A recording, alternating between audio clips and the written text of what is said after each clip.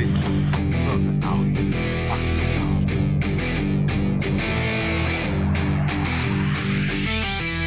I was thinking about that a little bit, and the thing that really struck me is, I don't know if it's the same for you, but it was more about who the people, it was as much a social thing as it was actually the technology. It was my circle of people that were in my neighborhood all had Atari, right? We were, Right. it was Atari's, there was Brian with an I and Brian with a Y.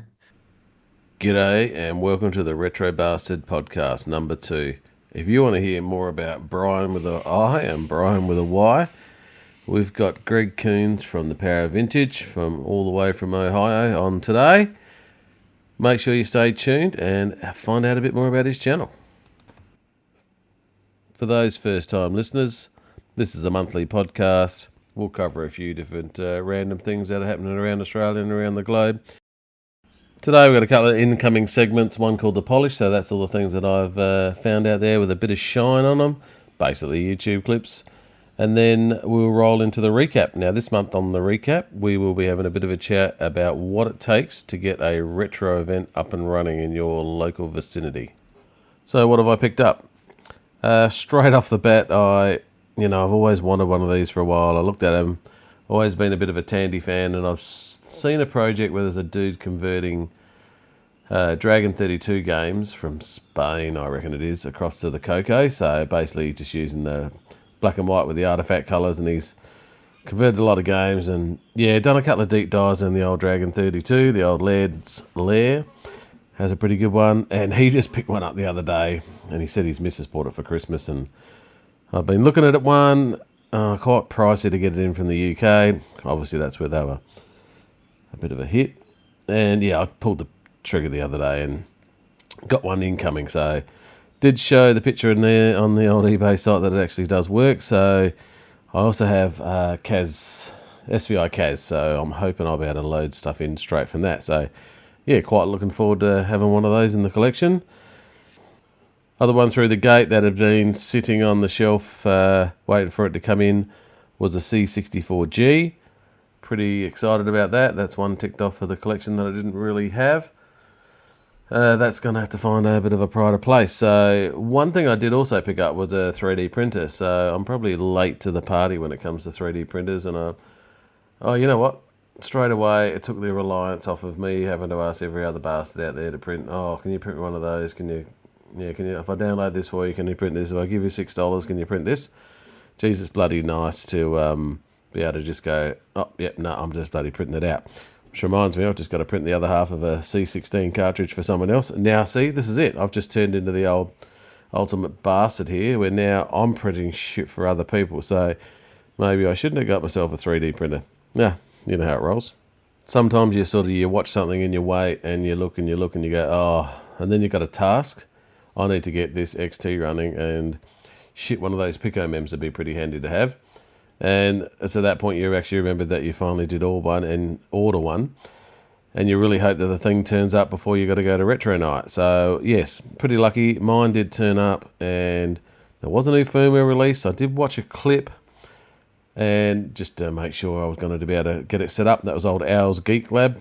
He did a really good rundown from December last year, and it had pretty much the latest firmware on it. Threw that into the XT, and yeah, it took a little bit of kicking around, but I got some discs running on it. It was more about the image I was running than anything. The ultimate plan with that was to get it running in my Commodore XT, because I was taking that down to Adelaide Retro. I was pretty keen to get Prince of Persia running on the thing, and yeah, long story short, that didn't really actually happen, so I didn't get to test out the sound ability, but yeah, I could turn on a bit of extra RAM, etc. So not a cheap thing. I think it ended up costing me about $130 lobbed in Australia. So very cool. I might take it out of that Commodore because it's probably a little bit of a waste seeing as that's sort of sitting on the shelf. But yep, that'll definitely be coming out for another journey. Did get a couple of little Amiga items in that aren't really worth mentioning because, you've just got to have it's just about having stock these days. IDE, compact flash cards, IDE adapters. Only because I've got one of those new Amiga A500 cards that sits on the CPU and gives it a bit of RAM and some discs. So I know the other lads from Adelaide Retro have got that thing up and running. So that's come through the gate. And the shit that's been fixed, I had that keyboard from Retro Fusion where I smashed those LEDs. I've had that fixed. Now, I had some mates around here the other day, fired up that keyboard, and they all went, oh, fuck me, those lights are too bright in that thing. That's ridiculous. So, as I've said before, I think that'll probably be okay if you had a keyboard that wasn't translucent, but otherwise, yeah. Dude straight away said, oh, we can probably put a pot on that or something. So, yeah, that's the shit that's come into the place. And I must have got rid of like 10 PCs in the last month. I've just been culling crap left, right and centre, giving stuff away, getting rid of it. So, yeah, based on my own hoarding thing. I did get a little bit of feedback from somebody who said they didn't mind the bit about the hoard because they could relate to it. And they also thought that I should cut down on the amount of crap that I've got. Hilarious. Not. Deo gratias.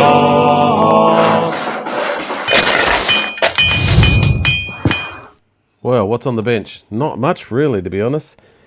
Got a few machines in. Had a P200.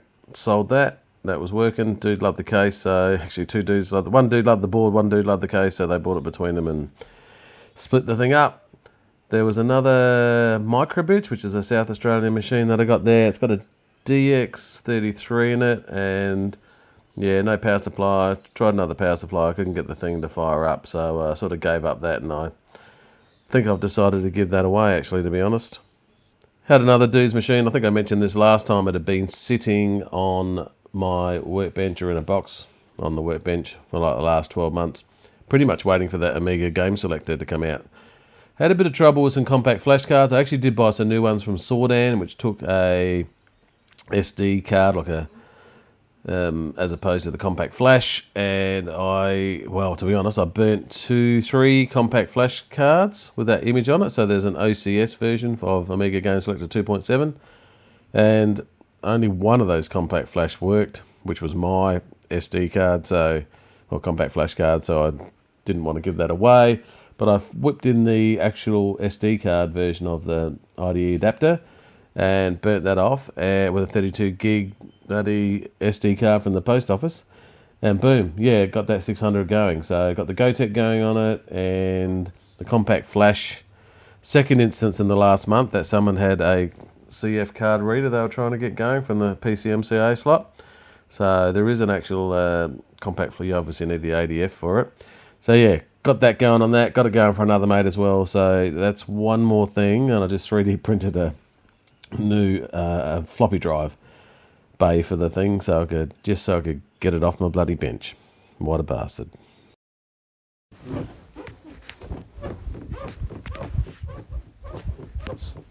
So on the polish this month, Rob Smith Dev. Now I don't know, I've been watching Rob for quite a while. He's a pommy guy, very fast paced, man. He goes at 1,000,000 miles an hour. But very smart dude, always writes something in Amos at Christmas for the Amiga. Had a weird-ass floppy cleaning machine, plus a disk drive copier. I think he had that set up at Ravi Abbott's Amiga gig in the UK.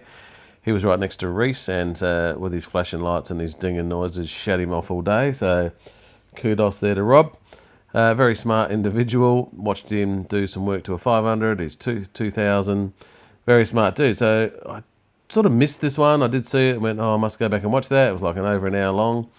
And in the end, I did get back to it, and it was the history of Xcopy. So I really honestly didn't know that Xcopy existed as a licensed proper retail product until I saw it at someone's house. I'd gone through a bit of a hoard, and they had a whole pile of Amiga stuff, and there was a heap of productivity stuff.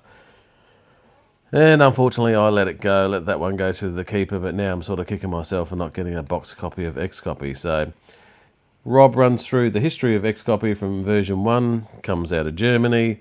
He runs through all the different versions, the pirated, the DOS copy of Xcopy. I didn't even know that existed. And then he ends up interviewing a guy that worked at the retailer who was actually involved in the development of it. So yeah, it was a pretty fascinating one hour listen. So I quite enjoyed that. So yeah, definite bit of polish. Next bit of polish, I wasn't too sure where to actually place this because it was directly tied to one of our members in Adelaide Retro.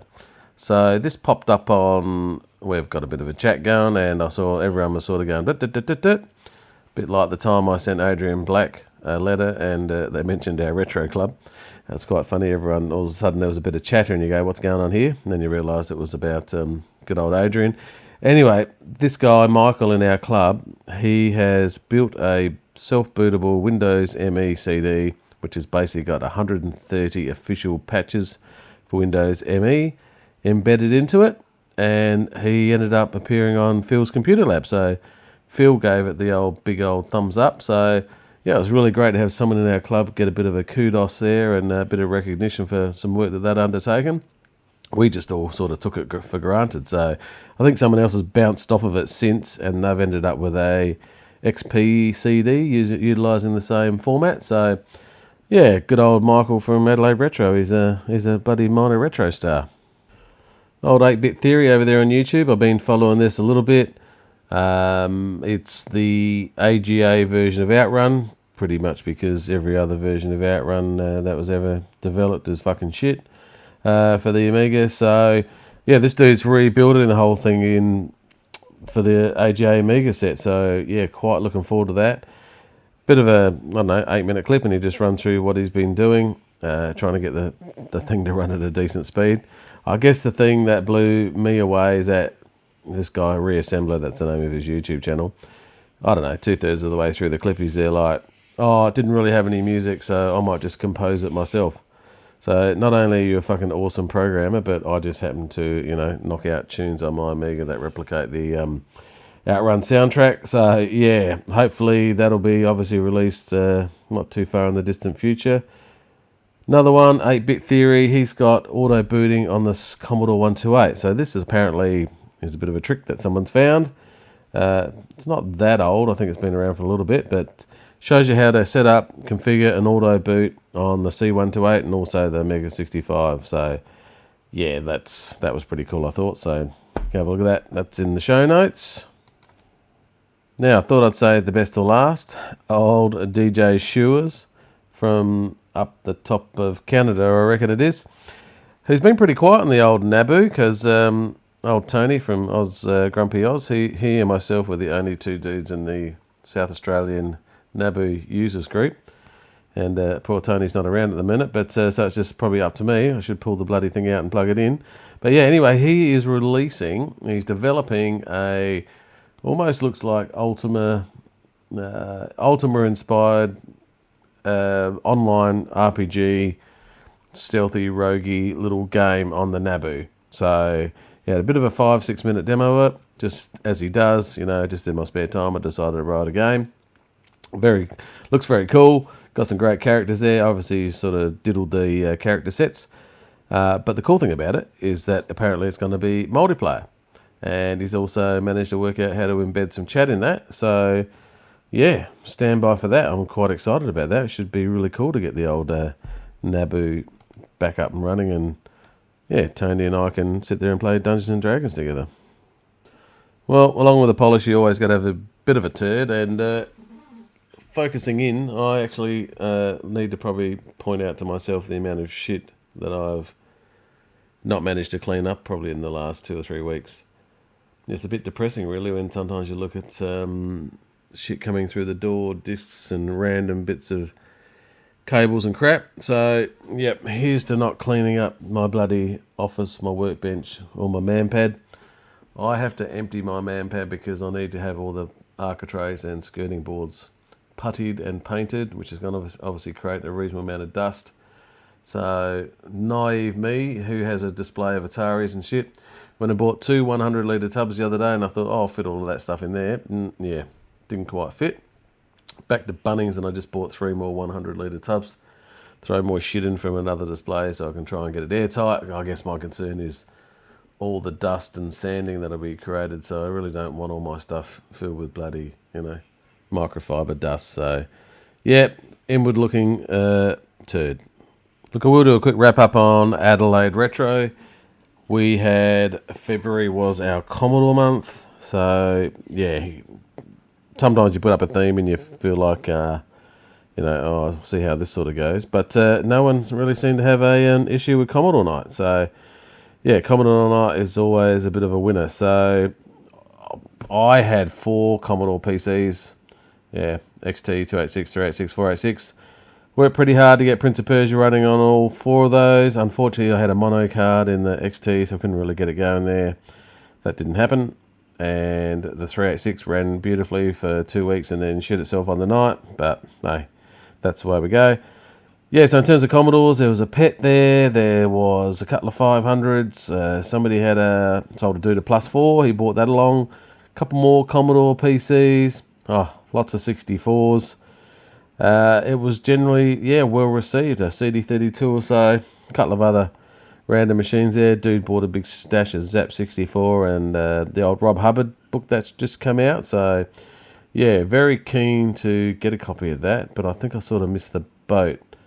I did just order a new book and it's just sort of left the brain. The games that were.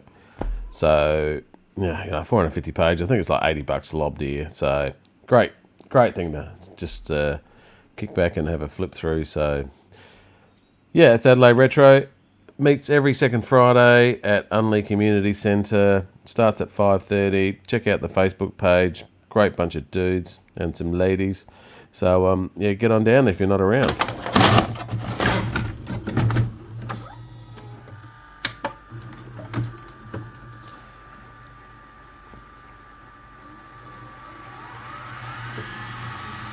All right, on to the recap. So, this month, I'm going to have a bit of a chat about getting a retro event up and running. So, this sort of came around because, excuse me, I reckon I'm getting a cold. Well, I know I'm getting a cold, but anyway, what a bastard. Carry on. Look, and this could go anywhere. This will be a bit of a humdrum rundown of the way Adelaide Retro is sort of ran for the last 5 years, my experience. So, strap yourself in, basically. It'll probably be all over the place. So, half the reason I'm doing this is because every time there's an Adelaide Retro event, I used to post on Adelaide Retro, but someone else does that now. I always pump it out to Oz Vintage, Australian Facebook page, and then quite often always out to retro battle stations. Now, there's always a bevy of people that go, oh, geez, I wish I had a club like that. You're so lucky to have a cool club that all get together and meet once a month. Wish we had something like that near us. Look, and I always find this quite interesting because I think Adelaide's a pretty small, sleepy town. Hey, it's a nice place to be. But, yeah, we've got a pretty enthusiastic retro club, so we're very lucky. But, yeah, a lot of people sort of ask, how do you get one going? I've been hit up quite a few times by some other clubs. Oh, we want to get one going. What do you need? Constitution, insurance, etc. Have you got a copy of that? Can you send it through? And what do you charge? So I thought today we would try and wrap all that up into one succinct location of, what does it really take to get a retro, even a single event up and running. So, yeah, hang on. We'll see what we can pull together. I guess the more I thought about this, the more I realised that, and as I said, I'm quite lucky. I came in and Adelaide Retro was already established, so I just sort of rolled in there. Mind you, Adelaide Retro stemmed from the Adelaide Amiga user group, which was around in the 80s and 90s, and I used to attend that as a bit of a lad when I had my 500 and 1200, and I thought that was really cool. And there are a couple of dudes still in our club that are original members of both of those. So, as I said, it was all set up and configured before I turned up. Now, the first thing you're going to need is a like-minded group of individuals who really want to make this happen. So until you've got that, and I don't know how you muster those people together, as much as I dislike it, Facebook is a pretty good place to gather like-minded individuals. And once you get that like-minded group of individuals, then you can actually start to make things happen. Now, I don't think you'd want to do this solo. Like you may be pretty switched on and organise events and you got your shit together more than me. But I think you will struggle, to be honest, because that's generally pretty hard work trying to bring a group together like that unless you've really done that before. Mustered the troops and you've got everyone together and you decided that you do want to actually get an event happening. One thing you're going to have to work through is where the location is. So I would suggest that you either hit up a local council or a local school there could be some stool involved if depends how southwest the group goes.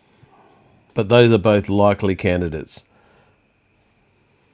And look, the reason I suggest that you actually aim for a council is that they are generally city councils are pretty keen to have community groups utilising their halls. Rural councils are a little bit different. As much as they say they want you to utilise their infrastructure, they generally can't afford to even clean the bloody thing. So if you're in a city or a large council, then you're probably more than likely to get access to a hall at a pretty good rate.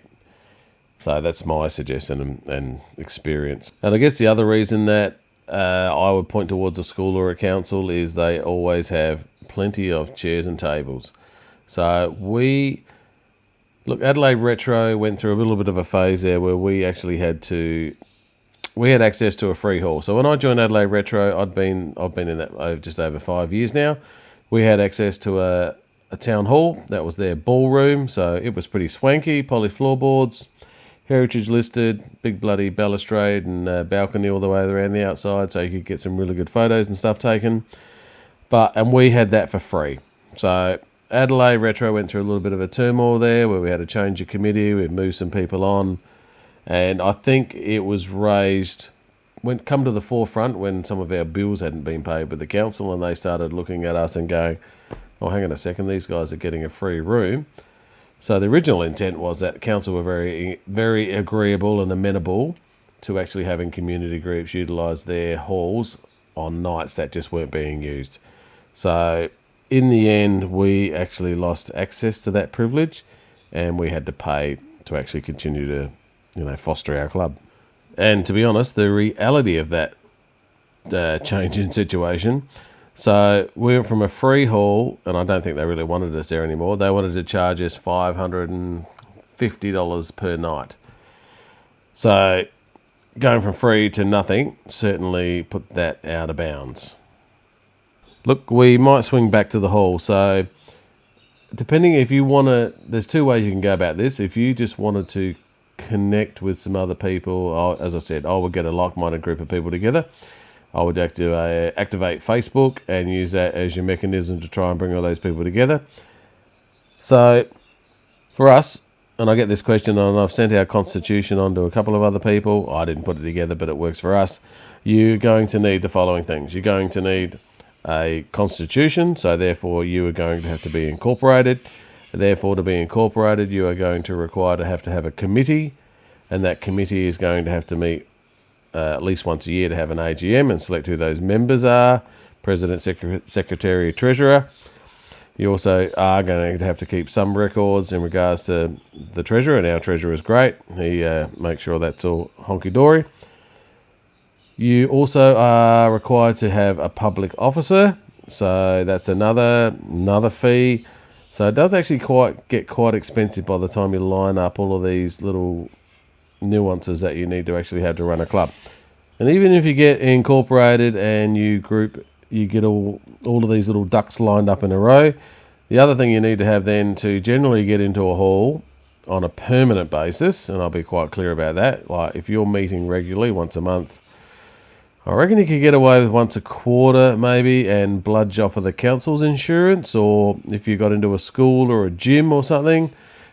We looked at a gym, and we also looked at, there was a restaurant that wasn't actually using their facility that often, and it was like a Lithuanian club or something, which would have been really cheap, but it meant we got dicked around with tables and other stuff. So, yeah, apart from that, you're going to need some regulatory requirements around having an actual formed committee with insurance. So this was the big killer for us. And to politely put things into perspective, we basically went from not having to pay for a hall to all of a sudden, if we want to run an event, we are going to have to cough up a minimum of basically $180 a night. It is for our hall, $169. Let's not, split hairs here. So we managed to get that hall that we're currently in, and look, that was a stone's throw from the one that we other had, and we sort of negotiated a little bit with the council, and this is why I come back to the council again. They were keen to keep us on board, but they wanted us to pay. I think we got a 40% discount, so we ended up being at $169. Now, we moved to that hall, and I don't think it was that warmly receptive. I think everyone now has sort of decided to call that their home base, and I think they're actually pretty happy. You know, we went from a swanky town hall to a hall that was different shape, same number of tables, had some issues with power. Nothing funnier than having 12 dudes have a collective sigh while they're playing Quake when the power drops.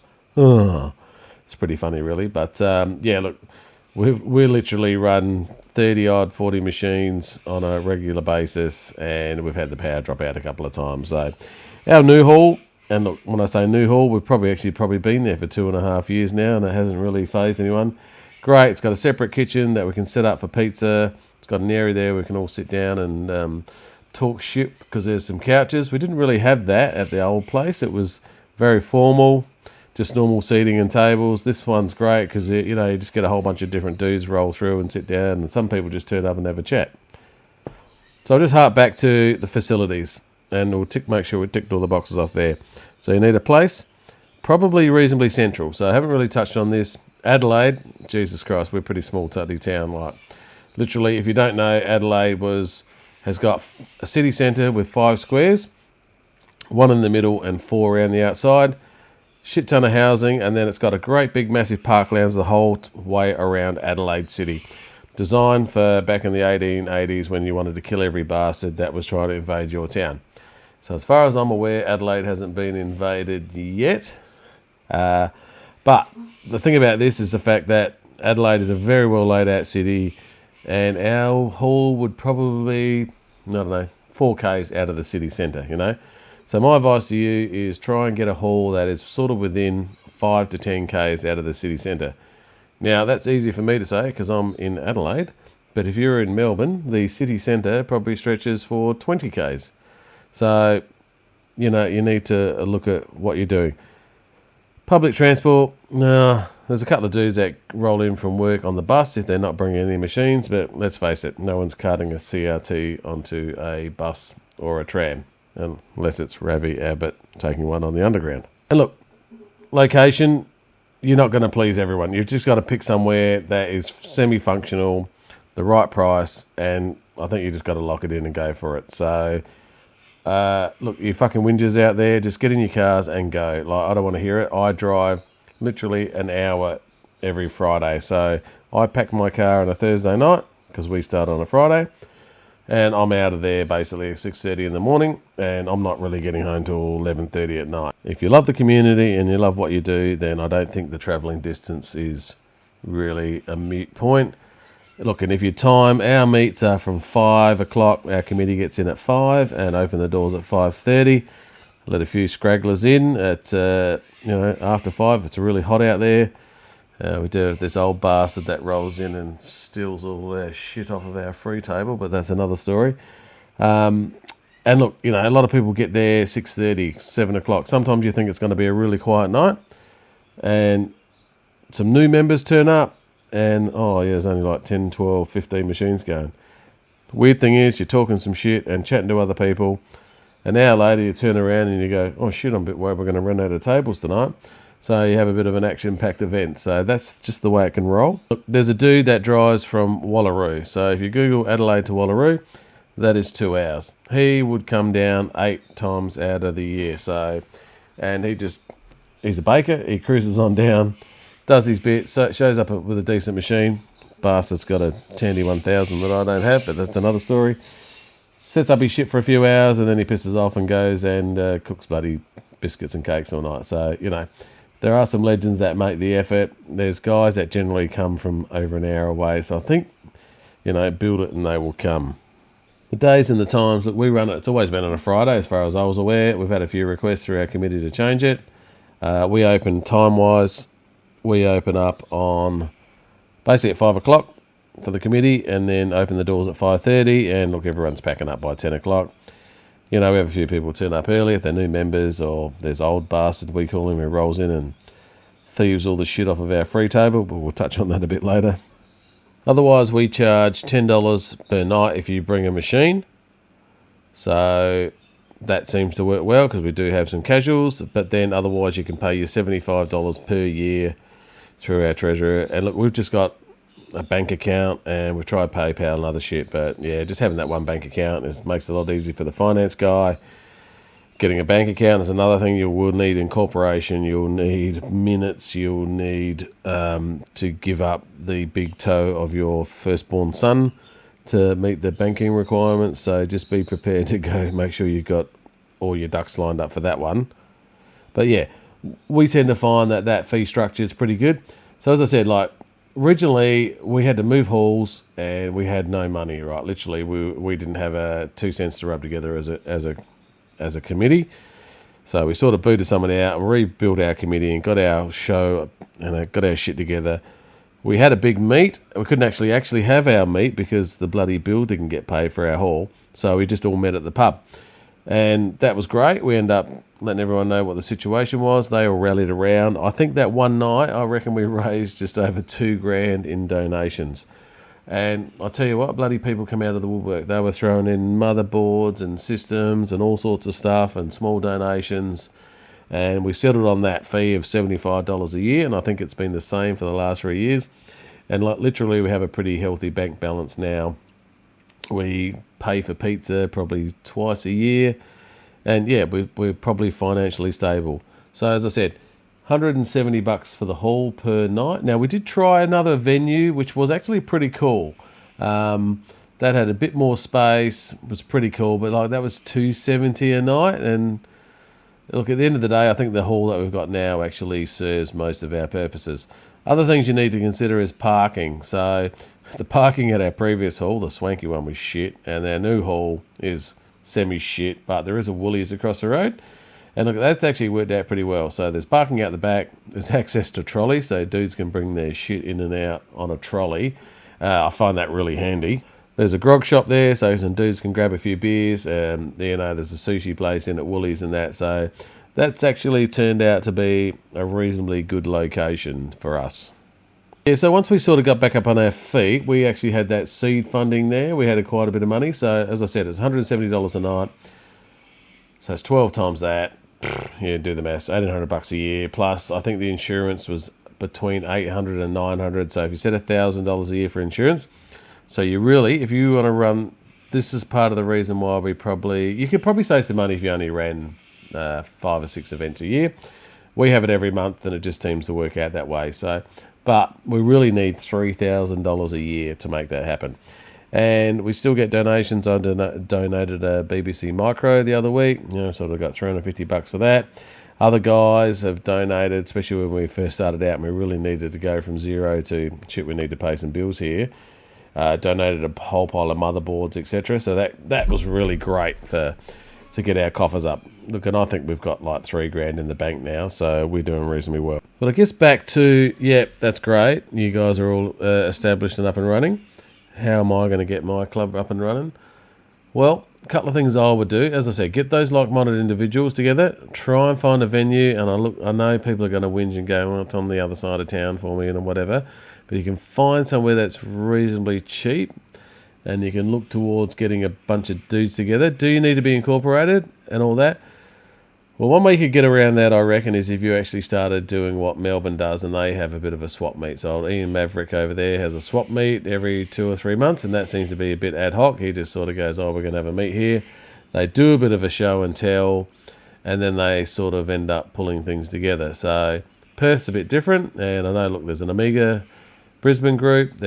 Sydney do something, and same with Melbourne, but they all seem to be a little bit unofficial. As I said, we're just every second Friday of the month. So I would try and maybe get together and run a meet that has just a show and tell and a bit of a for sale.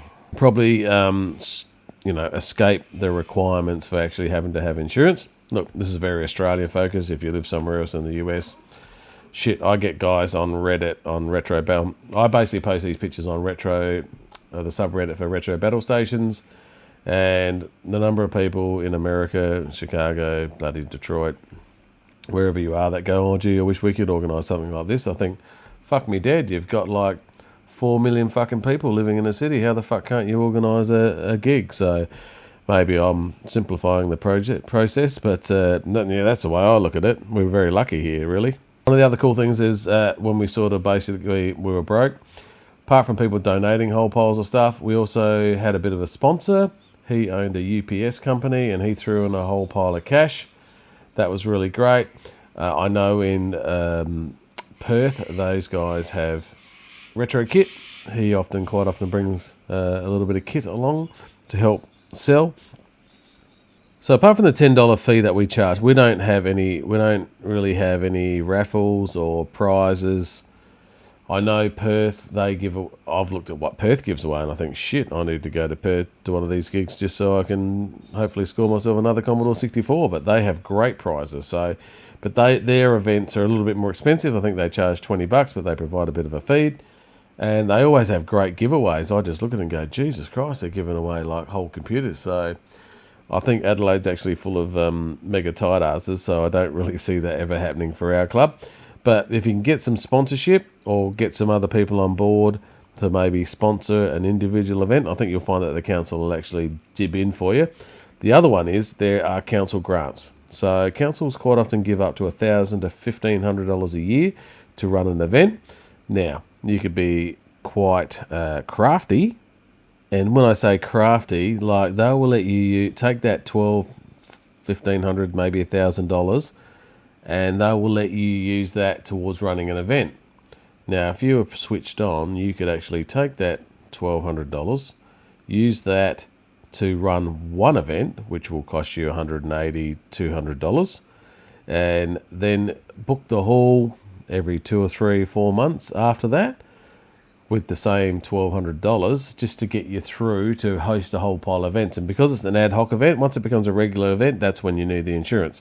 So if you manage to get yourself a community grant from your local council to run some computer events and you start advertising, get a Facebook page, all that other shit going, I think you'll find that you may be on a winner. So if I was in Australia, that was the avenue. You wanted to get a computer club going, that would be the avenue I would take. Right, running the gig itself. So you've got everyone there. Look, we have a sign-in sheet and we've got a banner that we generally try and put up if somebody remembers. That's all we really do. We've been down multiple paths, but yeah, just a sign-in sheet just so we can track the numbers for our hall. We get in early as a committee, we set up all the tables, get the power cords running, and look, like it felt like that was a committee run job, but at the end of the night, when you're actually packing down, I find that everyone sort of pitches in. That's great. One thing you're probably going to need, because everybody bloody forgets, is a whole pile of power cords and some kettle cords. There's always somebody who forgets that. Pretty good. Quite often someone will go, oh, I don't suppose you got an RCA to headphone adapter, and someone randomly pulls one out of a box. So pretty organised crowd. Now, what sort of gigs do we actually run? So our committee sort of gets together and we've had a few polls and stuff through Facebook. The Facebook is good like that, as much as I disdain Facebook. And we might as well touch on the Facebook thing now. So Facebook, as much as I find it frustrating, is a great way to actually run your group. So we have 2 pages. We have Adelaide Retro Computing Group. That is the main page where we put up the events and information to members. But we also have another one called Adelaide Retro Computer Group Chat. So that's where all the for sale, the shit, I've just bought, 10 Amigas. I've just broken this. Has anyone got one of these? Can somebody fix this? And that's the one where new members generally lob. That serves a purpose, so I would run it that way, have one for your events and then one for your talking shit. So that works really good. And actually we put the events in there and we promote it out from the group, we promote it out to the chat page. And like I said, one of the things we did trying to promote ourselves, well, this year, late last year, we ran a couple of swap meets. So apart from our normal events, we ran 2 swap meets. I thought they were a reasonable success. It was a good way to get new people in. And that's where Facebook come in. For $60, I think we got over 5,000 reaches. Bit hard to gauge, that could be anyone just scrolling past the bloody thing. Who knows with bloody Zuckerberg. But yeah, look, we were flat out with those 2 swap meets. We ran from 10 till 2. There was dudes pretty much in all day. Pretty good fundraiser, to be honest. Worst thing is, I think I sold $450 worth and I bought $460 worth. So trap there. Just watch out. You'll end up buying more shit than you. I went home with less shit than I did when I started, so it was a positive thing. And look, I think the club made, $200-300. We tried selling some drinks and stuff, but that was too hard. Same deal, we didn't really charge people to come in. I know some swap meets, they charge $5. We were just pretty keen to get people in the door and move some shit on. In terms of promotion, the other thing we have done, and we did this last year in May, there is a hacker convention called B-Sides. So we got approached to set up a retro event at our Adelaide Lot 14 space agency, if you could call it that. And so there's about 6 or 7 of us rolled in with a variety of, we had some compact portables, there was BBC Micros, Amigas, Commodore 64s, Tandys, some old consoles, etc. So we had a room and we set up all our shit in it for 2 days. And they had a competition where they had to, somebody else had actually, the organisers set up a microbee, and somebody had to program that thing. And I've talked about this before on Grumpy Oz Retro, and some smart ass, I'm a programmer, I know how to work this, and in the end of the day, took him 45 minutes to bash out this fucking program.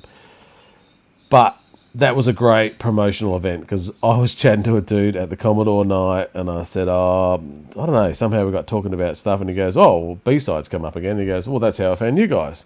So at the end of the day, we might have only got 3 new members out of it, but it was a good promo for the club.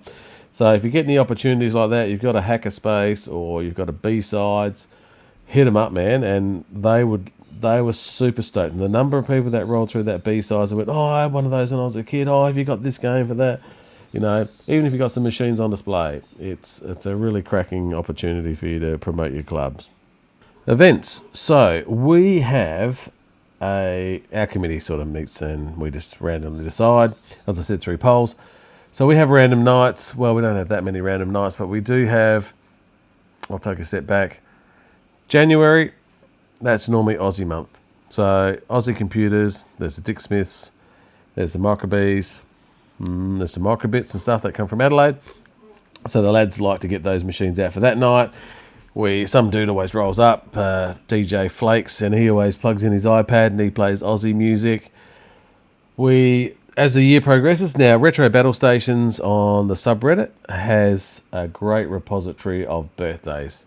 So like with Mario 40th anniversary, etc., or BBC or BBS week or whatever it may be. So that's a bit of a resource, but so March, we have Marcintosh, that's coming up. So, Smash and Mac, or whatever you want to call it. April, we quite often have A's for April. So Amstrad, Apple, Atari, Amiga. Look, that's just a mixed bag.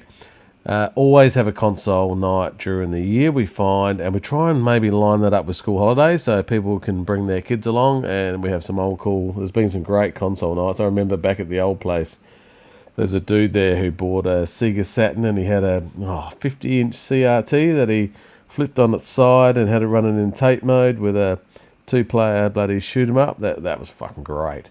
So we've had some cracking themes. We always do Septandy. Septandy is always popular. We also have Shit-tember. So I think that's one of the things about our group. Maybe it's an Aussie thing where we all like to have a bit of a laugh and a bit of a piss take, but we have Shit-tember. So we normally have a prize for that. We've had little dunnies, little fucking shit biscuit sort of turds sitting on little dunnies, and we've had crappy video cards stuck in bits of wood. So we've had some competitions in the past, but Shit-tember is like bringing your shittiest PC. So we've sort of had the rustiest one and the worst looking PC. So always like to have a few random themes on board. December, we always do December. And we've had we have 80s night, we have music night. Music night is like noisy. That's all I can say about that. But look, it is really good to have some themes, luggables, laptops. We just had a bit of a server night. There's a lot of dudes out there who've got these big kick-ass servers that they don't really have an opportunity to get the thing out of the cupboard. And all of a sudden it's like, oh, well, shit, I've got this kick-ass server. I'm surprised that some of those servers didn't actually trip the power. But, so try and keep your themes interesting is all I'll say. I'm a fan of Commodore Night, but every month's Commodore month for me. Look, personally, if somebody come to me now and said, I want to start a retro computer group, I'd be like, oh, geez, that actually sounds like it's probably in the too hard basket. But I think if you've got some, as a swing back to the like-minded individuals that through Facebook, and you can get a chat group going, and you can find. Look, you might just have to suck it up. If Bill's happy to organise a whole pile of shit, but it's on the other side of town, well, you just might have to take that on. So that's my recommendation for you.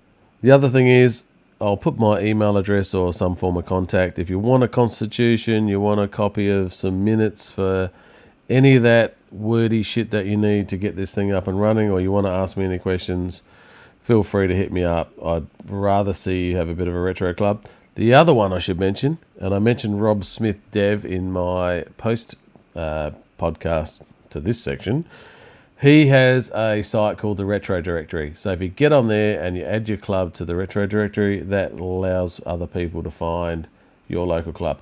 The other weird one is I occasionally, when there's some cool photos and shit around, and I mean, I really cracked 1,000 upvotes on subreddit Retro Battle Station. Somebody took a fucking mint picture of a 486. It was just a cool case. It was an awesome photo. It had the 100 megahertz little thing there, and it had the clicky clacky switch on it, and it was a beautiful picture. It was sort of half in focus, and got 1,000 upvotes. So, and I posted that to the Adelaide subreddit, and I was shocked at the number of people that goes, "Oh, I didn't know that there was a club." So yeah, promotion.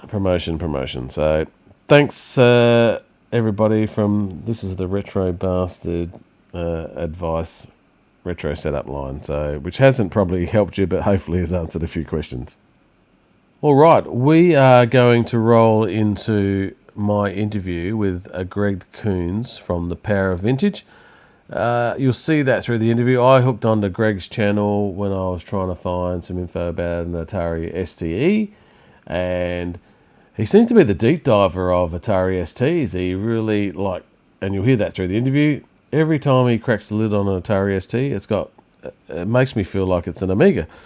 It's got so much shit in it that I go, wow, that's pimped out. That is seriously pimped out. So I chat to Greg for 45 minutes. It's bloody great to actually chat to someone else from the other side of the world and find out a little bit of info about how they rolled. So yeah, kick back and relax and enjoy the power of vintage. All right, welcome to the Down Under Retro Bastard podcast. We've got Greg Coons. He is the YouTuber for Power of Vintage. How are you going today, Greg? Fantastic. It's the end of a good week here in the US. Friday afternoon. Yeah. So Saturday morning here. So early start, and I've only had one coffee. But thanks for coming on, mate. It's good to you there, and I can see you've got in your background there. You've got a whole pile of COTs, is what we like to see. So appreciate you coming on for a bit of a chat. Which part of the States are you in, mate? I'm in Ohio, Cincinnati, Ohio, middle of the United States, kind of Midwest. Yeah. I heard good things about Cincinnati, so that's bloody cool. So you've had a YouTube channel, but obviously there's a bit of a background there. You know, what was the moment you sort of got hooked on computers or arcades, or it must have been something there? Computers. I mean, arcades. I love all tech. I love tech. Tech is just kind of fascinates me. But it really was my friend's Atari 800 XL, Brian with an I, and then Brian with a Y, the Atari 800. It was actually playing Ultima 3 or watching him play Ultima 3 and Ultima 4 when I was a little kid, right? And that hooked me. I mean, my whole imagination would go wild. You know, I told myself stories in my head. Oh, this character's doing this, it was just amazing, super cool. Got me hooked. Yeah, Old Lord British is he was a bit of a pioneer. That's bloody awesome. So obviously you just saw that Atari and you went, I need an Atari because everyone else has got an Atari. I started begging my parents for an Atari because I wanted to have the same computer my friends had. Yeah. Because then we could trade games, right?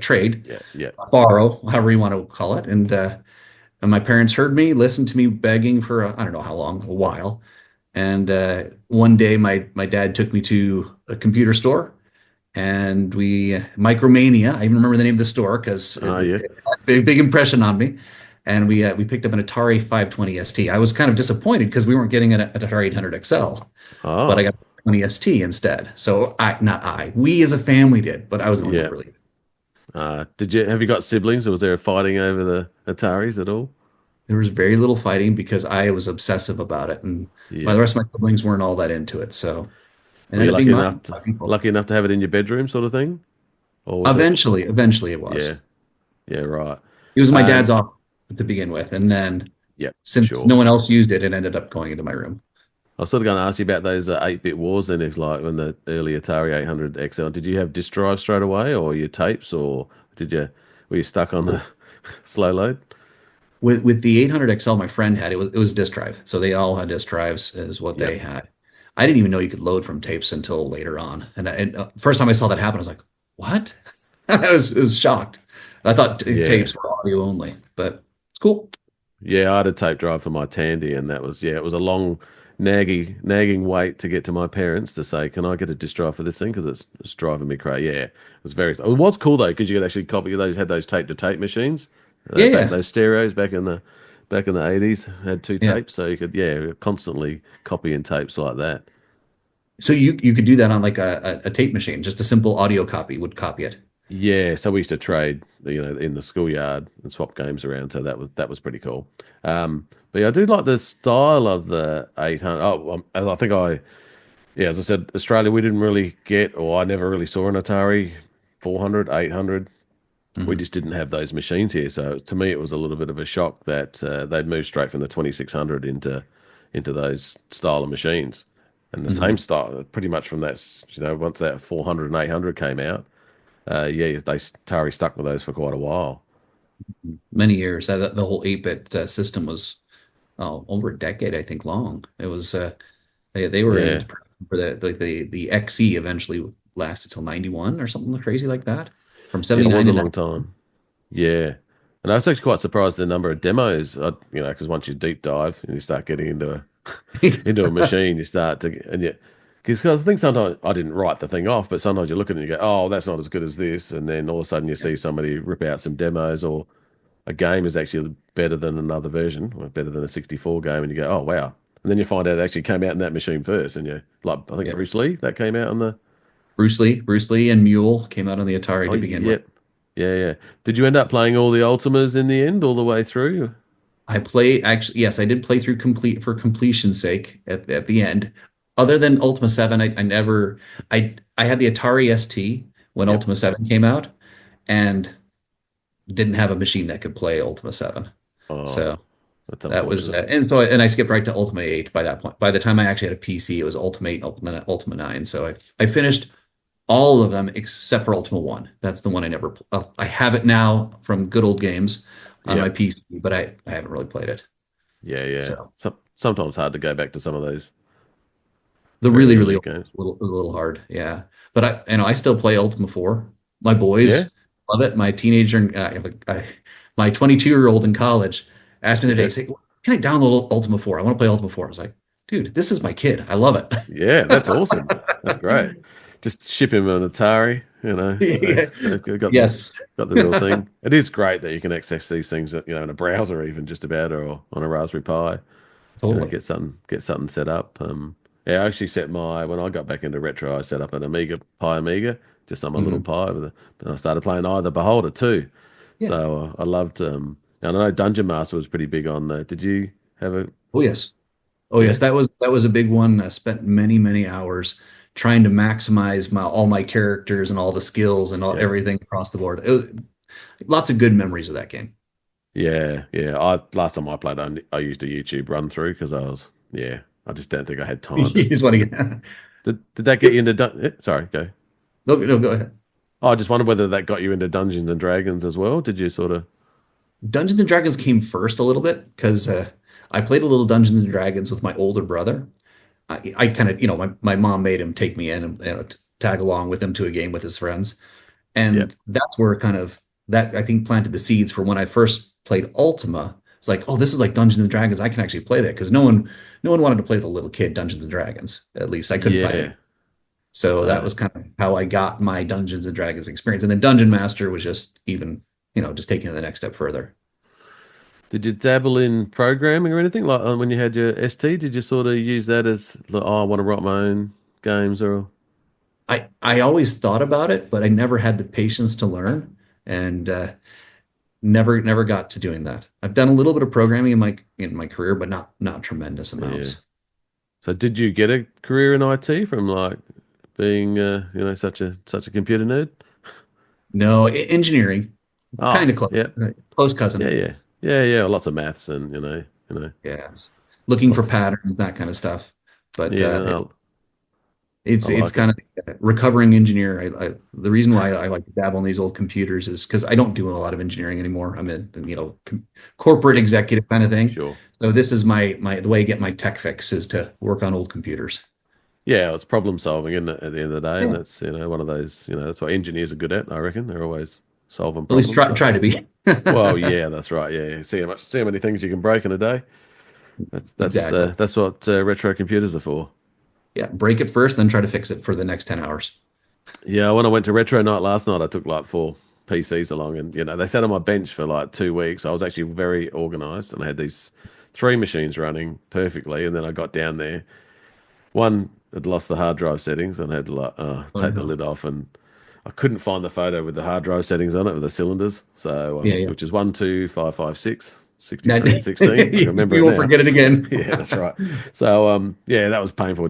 But yeah, we ended up getting the thing up and running. But it's always the way, you've got a machine there and you pull it out. You have that experience. I've got Oh this yeah, machine that's going to fire it up, and doesn't quite work.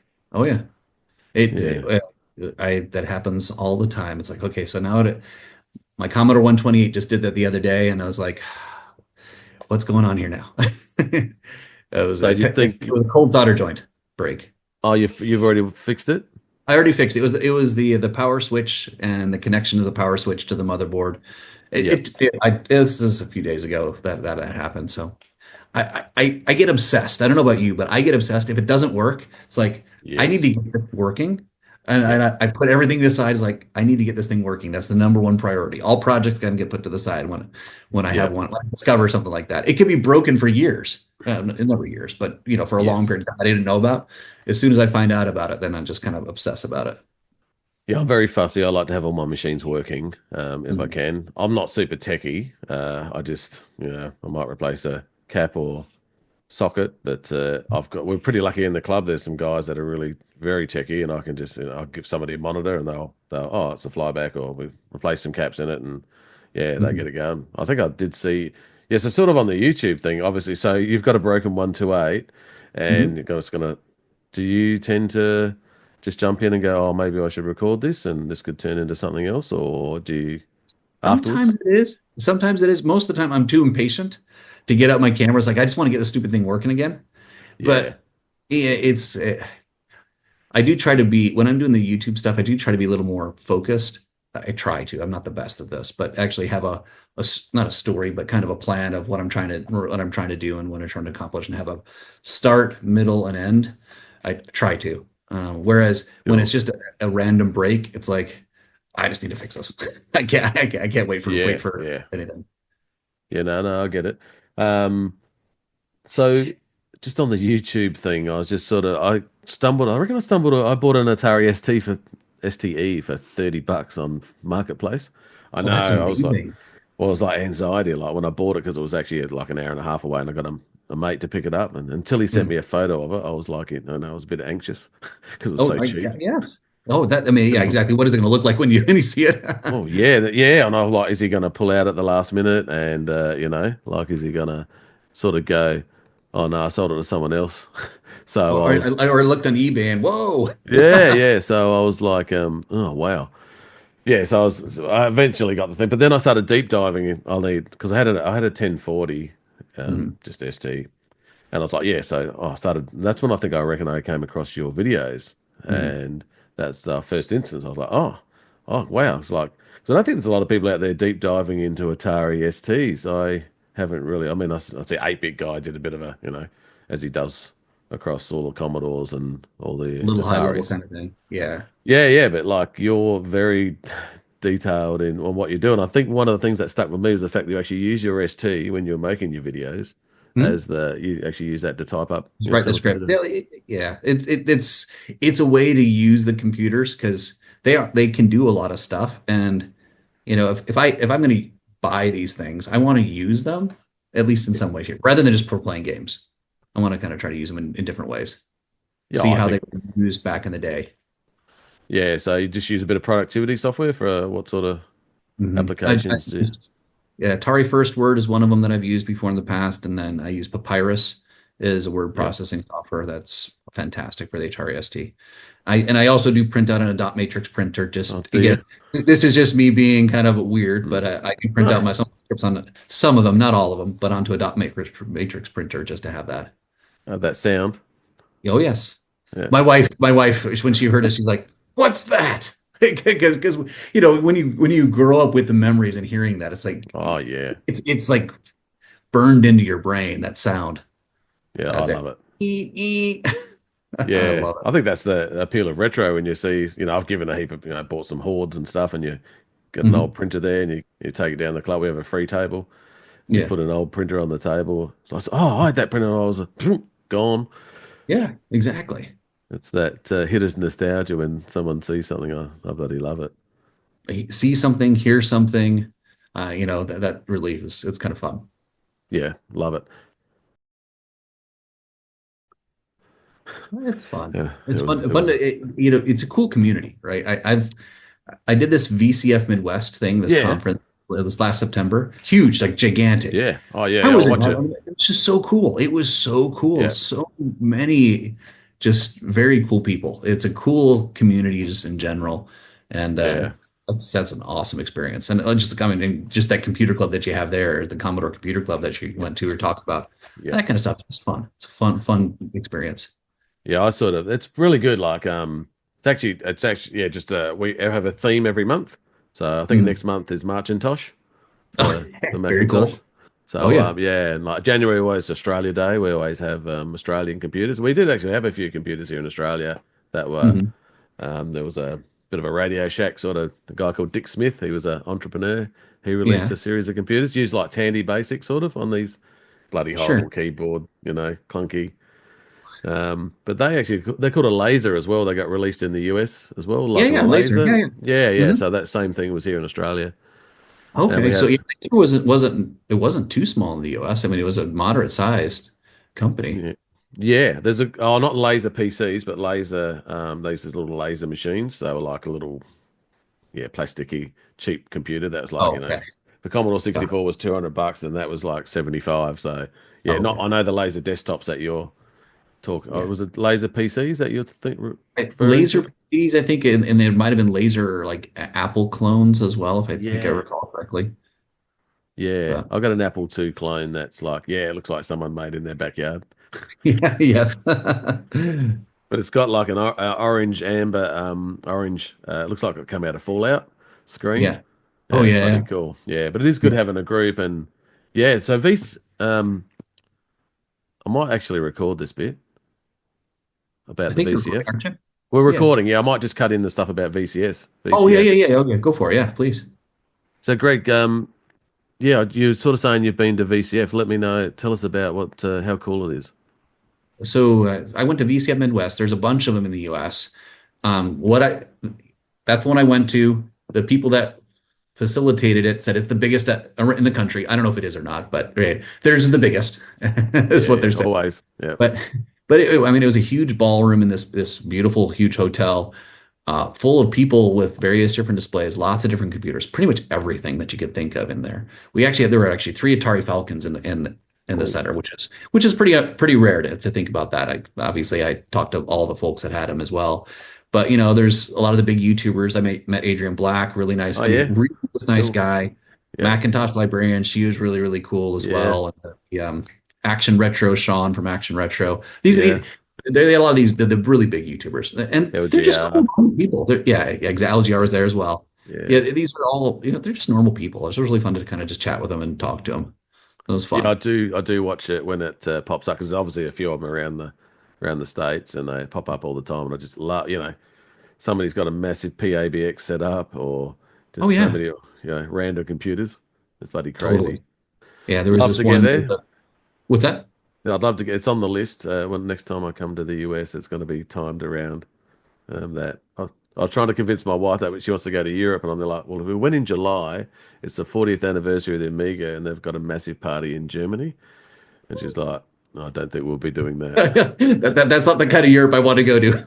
Yeah, yeah. I said, well, you guys can stay in France, and I'll just pop up there for a couple of days and Yeah, you know yeah. get on the beers with the Germans. It'd be pretty crazy. So yeah, I reckon it'd Oh, be yeah. pretty good atmosphere. And having it so large, it must take you like half a day to walk around it, just about. At least, yeah, at least. And so I had a booth myself, and Oh yeah, yeah, so a bunch of Ataris that I had up there, yeah, but cool. spent 2 days in, 2 days back to back, talking to lots of people, Yeah, cool. loving the retro. There's all sorts of shopping that can be done as well. Did you get any treasures? Did you pick up a bit of treasure? I did pick up a bit of treasure. Yes, I did. There's a guy there who had some old school Atari stuff, some really old school, like Yeah. a thing called a Romulator. Made a video on it. It's a Yep. basically it's an ISA card that you plug into a PC that has Atari ROMs on it. That before emulation was really all that standard, it was a way to emulate an Atari ST on a PC Yeah, in oh, like that's the cool. time frame. Yeah, it's cool. It's like Random. going the other way when you emulate a PC on your Yeah, other computer. So, did they have yeah. cards for? I know the Amiga had like some 286, 386, and Mhm. 486 cards. Did you have those on the Atari side for the? They do. Um, Yeah, they have there was the XT versions, a 286 version. I think there's even a 386 version as well. I never had one as a kid, but yep. You got I've one seen now. them. I do not have one now. No, Oh, I a viewer of the channel sent one over to me to test out and make sure it was working. So I worked on one and got to play around with it. Actually, got it running, got it to boot up some games. I was trying to make a video on it, but never really actually got enough good good oh, kind of right. material to make a video on it. No, that's yeah. I wouldn't mind seeing that at some stage. Yeah. That goes in the big box. I tell you, yet again, I didn't. I just knew there was a 520 ST and a 1040, and then down the rabbit hole, and there's TTs and the big box Ataris. I didn't really know much about those, and that card would go in there. It could go into even just a regular Oh, Atari ST. As long as the CPU is socketed, you pop out yeah, the CPU, plug in this card, then plug the 68,000 CPU back into the card. That was the style that was. The big box Ataris, you'd think that they'd have card slots. They kind of did. There's basically one expansion slot on the Mega ST. The Mega ST and the Atari TT have one VME slot where you could plug something into it, but yep, it's not like as expandable as like an Amiga 2000 or anything like that. yeah, right. Yeah, I just think they look cool. So yeah, I Oh picked up a yeah, bit I of think a it's awesome. yeah, yeah, yeah. I see them on eBay and I shy away. Um, Yes, you know. they get very expensive quickly. Some of these more rare stuff. Yes, yes, indeed. I picked up a bit of a hoard a while ago, and there was just like tubs and tubs of computers, and there was some Mm. STs in there, and I thought there was a Mega ST keyboard in there, and I got a bit excited that there could have been but no, there wasn't, unfortunately. So you know how it is. What about Yeah, the old Unobtainium, like the God Atari? Oh, you've got a Falcon. I think I you got do. an A60 in that, yes? I do have an 060 in it as well. Yeah, goofing Yeah. around with that. It's fun. Yeah, that's a great thing to have. It's just so you can fire up Frontier Elite. Just to fire up Frontier and watch it. Don't actually Yeah, play it. I was No, watching I was watching one of your videos the other day, and you fired up Frontier 2, and I went, oh yeah, yeah. Just to fire it up and show it. I mean, the whole idea of accelerators to kind of show if is there a benefit from it. And in most instances, at least, the Amigas, I think they're a little better at built and designed for kind of those kinds of accelerators. They were kind of yep. designed for it at the beginning. The Ataris less so. I think you get less benefit from them. I love tinkering, and most of my Ataris have accelerators available for them as well. Well, that's what I find when I watch a lot of Amiga videos. Like they lift the lid, and there's a compact flash in there, and there's an accelerator and a real time clock, and a lot of the Mhm. other Atari videos that I've watched for STs or whatever, and don't really have too much stuff. Every time I watch one of your videos, yeah, you open the lid of a machine, and it's just like chocker, oh, full as There's something in full it. as of all these Atari gadgets, and a lot of them I didn't even know exist. Are you like scouring the internet constantly for?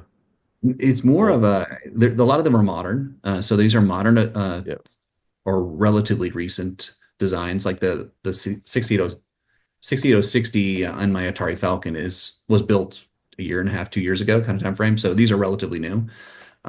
There are some others that I have picked up when I pick up Atari STs to refurbish them, and then I Yeah, resell them. Just cool. because I like working on them. And Yeah, cool. the fun for me is to work on them and get them kind of fixed up, Yeah, and then I sell them on. But if they have some of these weird things in them, yeah, pop that out and just because most people who want to buy an Atari SD, they don't want all the weird stuff in it because yeah, that actually makes it less stable and it's less likely yeah, to work with what they want to.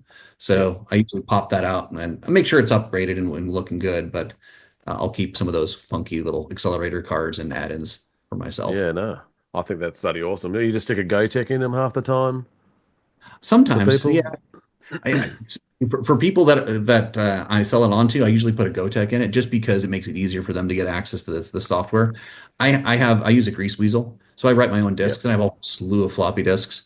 So and nostalgia, I like feeling putting yeah, a floppy disk in and hearing the thunk totally. and writing from a floppy sometimes. So I must admit, I do love. I've got a stack of 64 discs, and I just sit down and have a couple of beers and just grab a pile of discs and in the drive and yeah. load the directory and away you go. I do like watching that floppy deep dive guy, and he's Oh quite yeah, often yeah. has a 8-bit. He has a 8-bit Atari and 8-bit Commodore there, and he'll And get the compare two them of them side by going. side. Yeah. Yeah, that's bloody cool He does a good actually. job. There's again back to the community thing is there's a lot of folks out there, and you can tell they're just having fun. Like a lot of these Yeah, YouTubers who are into these vintage computers, they're not in there to make a buck. They're not in no. there to become famous or anything. They're in there because this is just fun, and that's Yeah, cool. yeah, yeah. And like, so what made you end up choosing to start a channel? The lack of Atari content. Honestly, that was one of Yeah, the things. I was looking, I was like, I want to learn more about the Falcon or the TT. Those two in particular, the Atari TT and Atari Falcon, I was like, I can't find hardly any videos on it. And if anything, it was a yeah, little snippet of the XYZ. So I was like, you know what? I, you know, let me throw a video together and see if it does, if it goes anywhere. And yeah. I've been doing it for about a year and a half now. So, hey, Yeah, well, your great. channel's really sort of growing there. Like you're getting quite a following there. I think. 3,000 or so. That's fine. Oh, I'm not one of the big guys, but it does fine. I look at it. I just think it's an awesome resource if you want to find out what's going on. I saw you did a redo, sort of a remake of one of a ST board. The other, how'd you go? Solder. You're pretty handy with the soldering on. I see. Handy enough. I don't break things too badly, but yeah, no, that was actually a really fun project. The remake of the Atari ST board. That's pretty cool. And the folks that put this stuff together. One of the things I like to do when you see some of the new hardware that I have in my Atari STs. Part of it, what I also want to put a plug out for the people who put this stuff together, because Yeah. again, I don't think they're out there to make a buck. They're No. doing this because they love it and they're passionate about it. And this is an opportunity for them to, hey, I want to design one for myself. I'll design some for you if it helps me break even. It's kind of thing.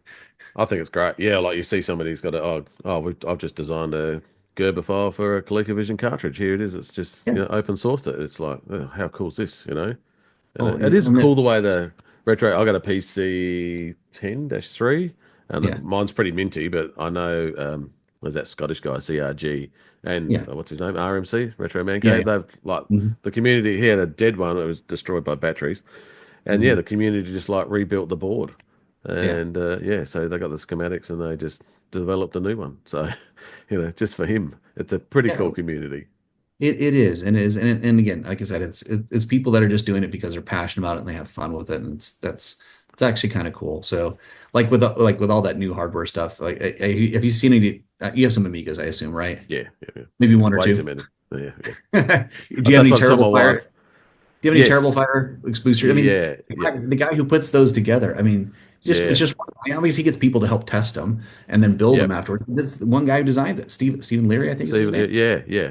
Oh, that's Yeah. just super cool. So, it's just some guy just doing this. It's a hobby for him. I'm sure he's not making any bucks on it. So it's super cool. Nah, he did get the shits up there for a bit and stopped developing because somebody was selling his designs on eBay and Oh, making a profit. So he pulled the pin there for a little bit, but yeah. he's back into it now.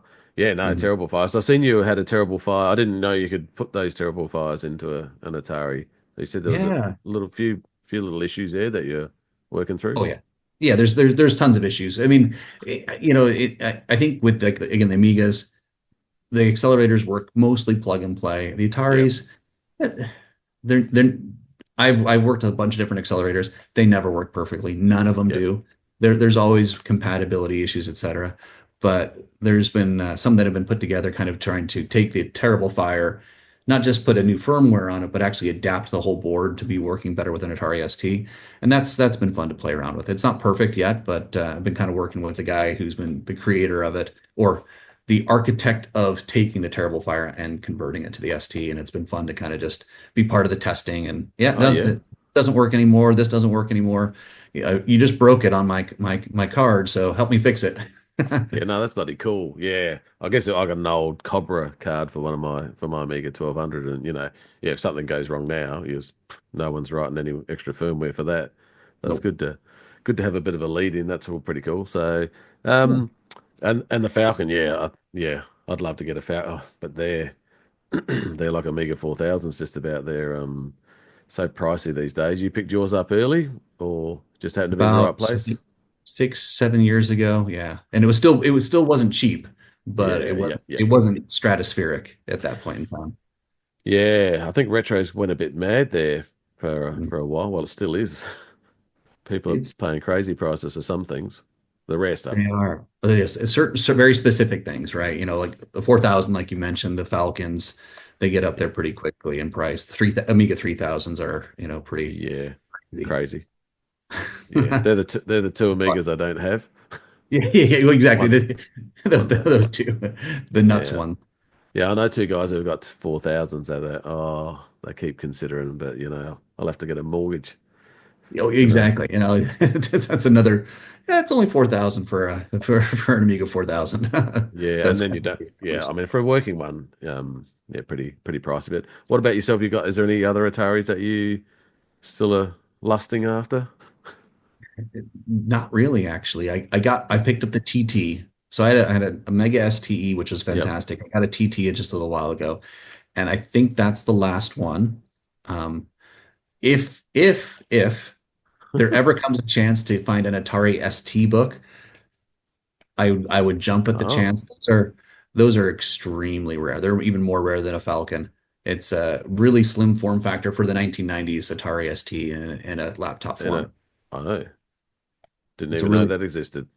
Look it up. It's a beautiful little laptop from I think 91, 92. Actually, So really, was really. it a prototype, or they actually released it, or They released it in very low volumes. oh, that's a bit unfortunate. That's kind of that's the story of Atari. The Well, later Atari kind of that's just what happened with them. They just didn't have much success with those products, and then they weren't the best either. So no, Commodore didn't do that too good at the end either. no, true. It was yeah, just well, the Tramiels were probably involved in both lots. I do feel sorry for you listen to a fair bit of history. The old Tramiels sort of jumped in there at the end of Atari, and it was a pretty fast changing market with PCs were coming out and trying to compete. Um, And I actually did some research on it. It was kind of crazy. I don't know if you're interested, but I was yeah, looking at their annual reports. This is oh, kind of my work day job, right? Looking at yeah, yeah. finance, corporate Oh, finance great. stuff. So I was digging into their corporate books, and it was really interesting. In the mid to late 80s, the Atari ST was doing well. They actually had some fantastic years. I think 87 Yep. looked really, really good. Might have been 88 as well. And they ended up buying like a computer retailer that just totally went defunct. That was at they so apparently there was some fraud, some lawsuits that took place. Right. They lost basically every penny that they ever made. They lost Wow. in acquisition and Oh, resale. It was kind of nuts. bloody So hell. I did not know that. it's one of those weird things. 'Cause I was looking through the financial reports, and there was one year, I don't know if it was 87 or 88, but there was a restatement where they said, okay, we had to restate our earnings. And there was a massive change in their earnings from that Right. year from So they that had a year. retail store like Radio Shack, and they tried use that Yeah, to pump, and they went through the hoop. yeah, Yeah, it right. just they overpaid for it and they had to write it off and try to just basically just I don't know if they sold it off or I don't recall if they sold it off or they just kind of just wrote the whole thing off and just closed it down. But No. chain It's of sort of stores, funny. You like into the other Atari stuff, like Jaguars, and you got a Jag no, just the 8-bit. I'm going to stay away from consoles. consoles. Yeah, yeah, Yeah, yeah. that's kind of you have to draw a line, right? Because otherwise, you keep the collecting bug just keeps going and going and going. So I kind of draw lines, firm lines. about this is all I do, only Yeah. one of each. Otherwise, I listened to your podcast the other day. I totally agree with it about hoarding. What's Yeah. it, hoarding and collecting? And Yes. I agree 100%. Is like I don't want multiples of the same computer. I try to keep it to a very specific subset. Otherwise, yeah, the world's a limit. If you want to collect it, Yeah. there's a number of things you could go Oh, yeah. after. Yeah. Still cheaper than cars. At a He certain point, maybe laughs. buy a Go, couple go. Falcons and Amiga 4000s and then Yeah, yeah. You start getting haven't the got. car territory. I was about to say, and then you go, "Oh, I've got three Mustangs." Like, Yeah, yeah, exactly. I don't have three Mustangs, but yeah, quite often, yeah, there's nothing So, like having a second habit. yeah, yes. I think I just like computers that look cool, and I think I love the look of all, especially I like the 130 XE. I think Yeah. they Mhm. look really cool. I was chasing a 65 XE as well, and I'm thinking, oh, well, it's pretty much the same, but you gotta have them all. You gotta have them all. I have the Atari 8 bits. I've kind of done all the Ataris and most of the Commodore as well. Those are, and then a fair amount of the PowerPC Mac, just because that was when Yep. I was just getting out of college, and I Right. lusted after the PowerPC Macs because they are iconic. The early 2000s, like 2000 through 2005 or thereabouts, those are just beautiful machines, absolutely gorgeous machines. Pretty rock solid. And everyone was like, yeah, it was like Power PC is going to take over. Yeah, yeah. And then it didn't. Yeah, yeah, yeah. Did you use that through your studies when you were studying? No, it was just I used the cheap old PC, the cheapest thing I could buy. Yeah. I'm actually doing a video on the PC I should have bought when I Uh, or built when I was in yeah. college. So I had an initial PC, I wanted to upgrade it, and I bought the cheapest thing I could, which was a Cyrix M2 Yeah. CPU, Yeah. which was a dog when Yeah. it came to games. I mean, they're collectible now, but it was a Yes. dog when it came to games.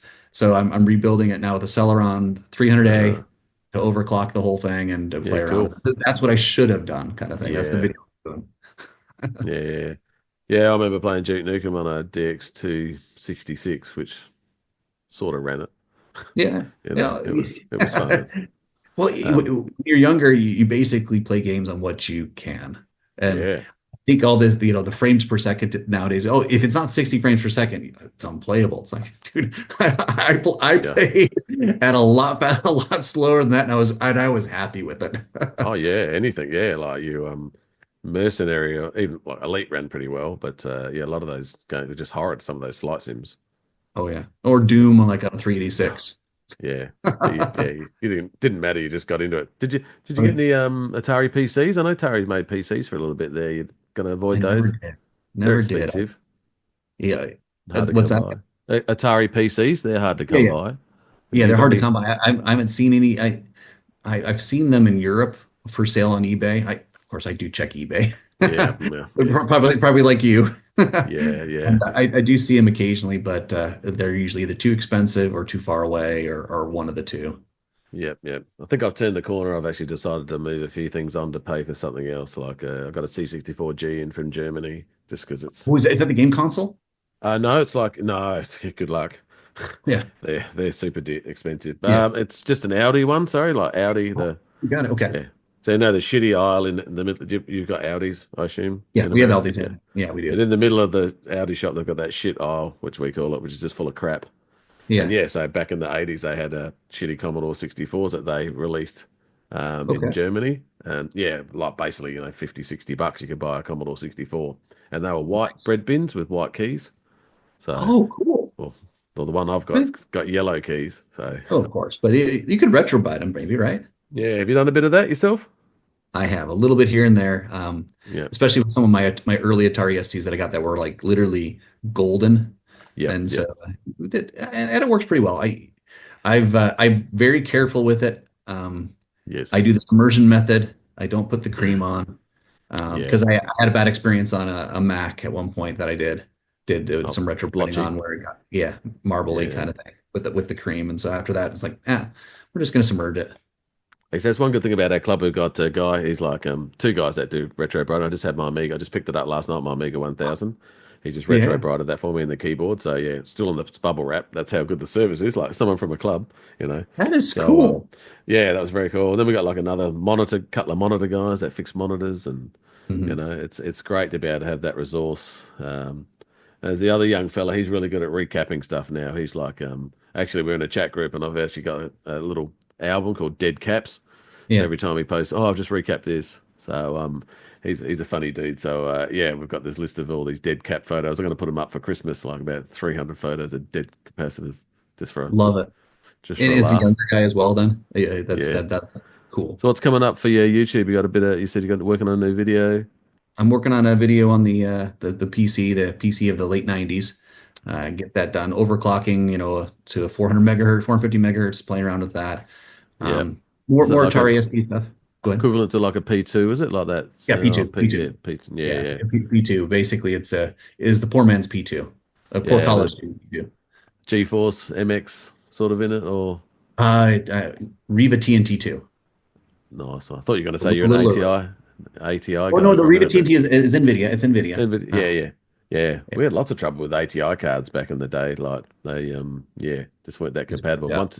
Nvidia sorted their driver packs out, that was bloody great. It was a great time, that '90s PC gaming. Oh, absolutely, absolutely. Um, So I'm working on a video on that. I have another accelerator PC or Atari ST video I'm working on. It's yeah, just kind of clean things up a little bit. So the guy who's been converted the Terrible Fire accelerators to the Atari yep, ST, he's releasing another batch for people to buy and order. So yeah, I right, like to release a video with it because when I've done videos on accelerators in the past, and most people say, where can I buy it? Where can I buy it? So, well, you can't buy it. yeah, And so I want to just, I don't want to release another one and say, well, yeah, you can't buy it. Sorry. yeah, I said, hey, if you're going to release some of these, just let me know when you're going to do it, and then I'll release the video along with it, so that I don't have people that are like, I want to get an accelerator for my computer. yeah, So yeah. I did buy an Amiga 1200 a while back just because it had a OG yeah. accelerator and I really wanted that. So and I'm yeah moved the 1200 on. It was pretty funny because the guy, excuse me, when I bought the thing, Mhm. he's there like, oh, I've got some. I said, oh, the case had a CD-ROM in the back of it. And it was sort of looked a little bit broken. I said, oh, the Yeah. case is a bit broken at the back. Hmm. And he goes, oh, I've got another 1200 out here. Got the shell, like the case of another 1200 if you want it. I went, oh, yeah, well, cool. Maybe I can just swap it out. And, Yeah. and he had some magazines and stuff. And I was leaving. I said, oh, have you got that other case? And he goes, oh, yeah, here you go. And he hands it to me. And I thought it was empty. So I went to Yeah. grab it. But it was actually, oh, shit. Actually had another 1200 in it. Holy So, cow. yeah. So I got two A spare 1200s. 1200 case. Yeah, I'm like in the car. I'm out driving down the road, happy Yeah. as Larry. I looked after him. I bought a whole bunch of stuff. I was going to try and sell a whole bunch of stuff for him that he had. Like he had his Amiga stuff from his kids. Got into graphic design actually through the Amiga, so that was pretty Mhm. cool. And yeah, ended up having a whole bunch of stuff there. I bought the lot in the end, as you do. It was just Yeah. easier. Yeah. Otherwise, he was Yeah. going to spend ages trying to sell it all. But Little by as you little. do, yeah. So well look yeah. So I guess back on the old grumpy Oz days. Mhm. We used to have something called the Grump, but now we've had to move it into the Bastard. Is there anything out there in the old retro world that sort of gets your goat up a bit? You I seem a think very positive guy. the only thing that gets my goat occasionally is just um, the retro computing. These computers are ancient. They're not going to work every single time. Yeah, And no matter what you try to do, they're all their own special little snowflake computers because they all have their own pedigrees that are whatever.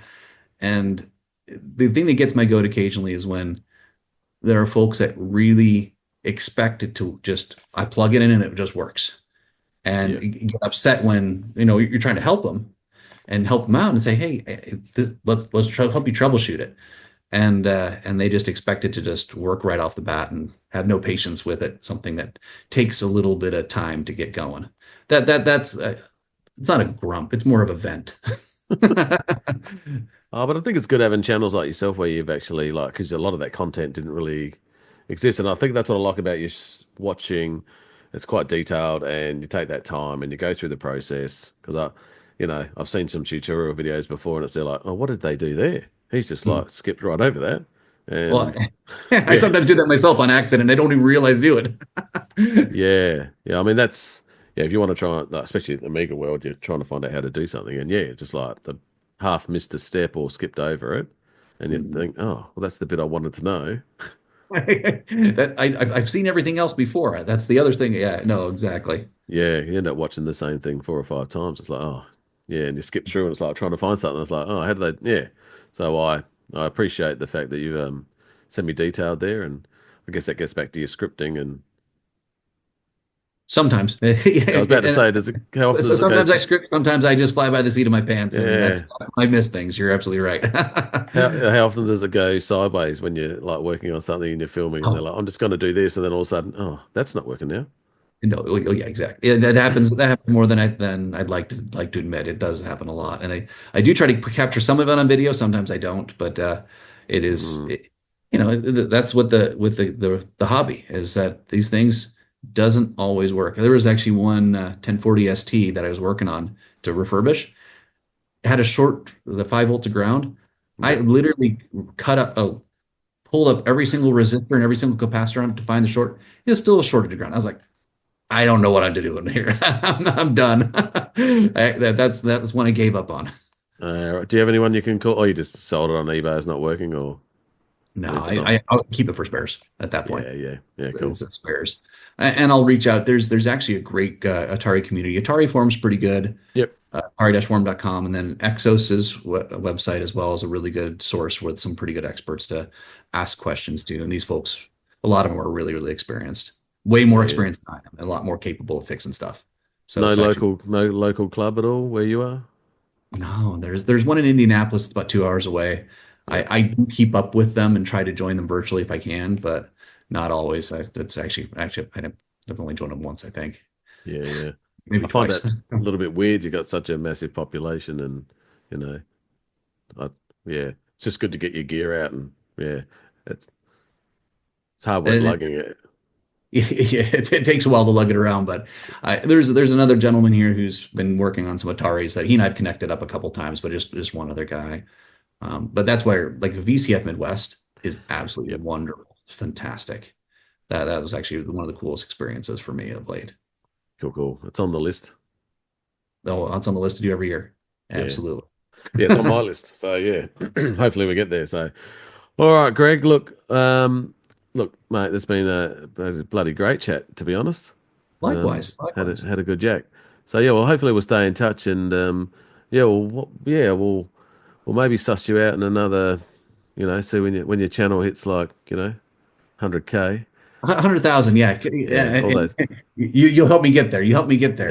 Yeah. Oh, It's all yeah. started here. Yeah, I'll be happy when I get 100 subscribers, mate. So no, it's bloody hilarious.